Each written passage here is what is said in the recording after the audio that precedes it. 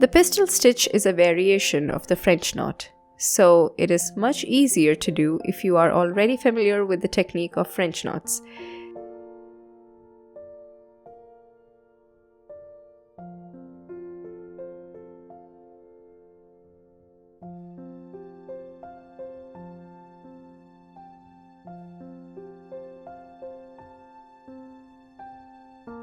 Come out from a point,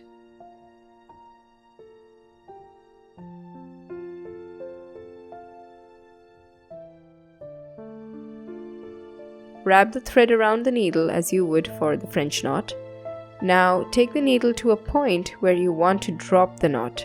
Ensure the wraps are still held by you and are neither too tight nor too loose. Push the needle through the fabric and pull it through. You will make a stitch with a knot on the tip of it. This stitch resembles a pistil, but is not limited to stitching pistils. I hope you liked this stitch. Please let me know if you have. Also, check out our bookstore with ebooks for learners at different levels. This is Sarah from Sarah's Hand Embroidery. Thank you for watching.